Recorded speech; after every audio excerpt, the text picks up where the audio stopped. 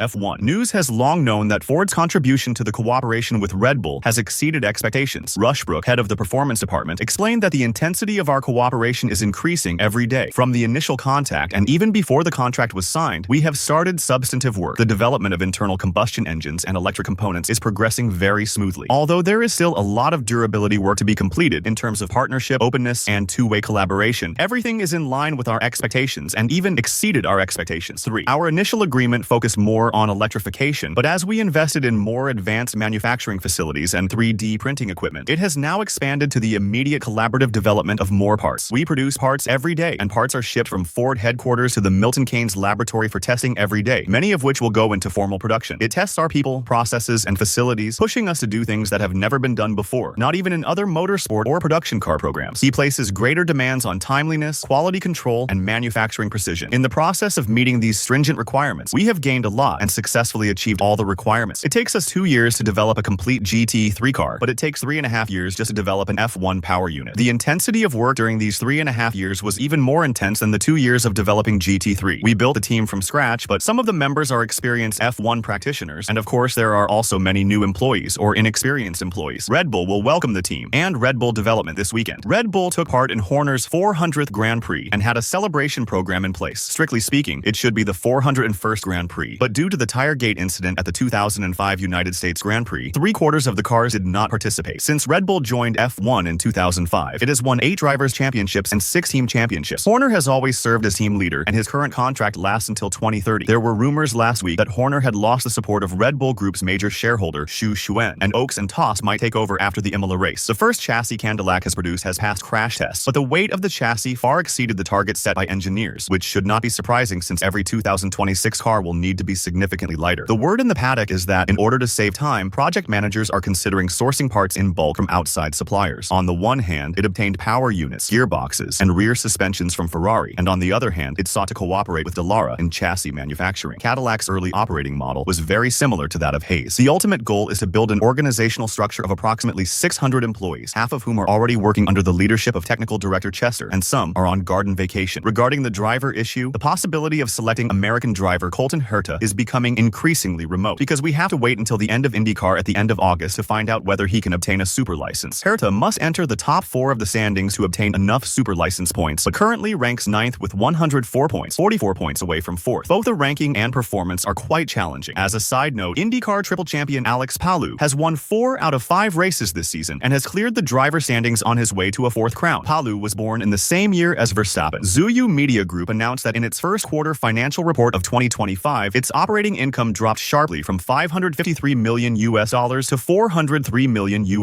a year-on-year decrease of 27%, and its operating profit dropped from $108 million to $85 million.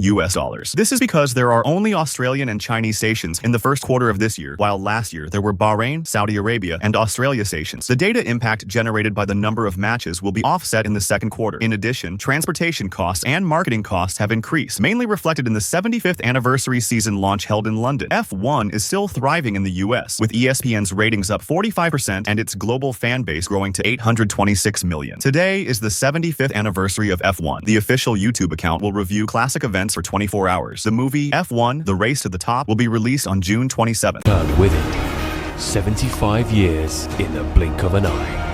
We carry our history proudly into the future and write the next chapter of Formula One.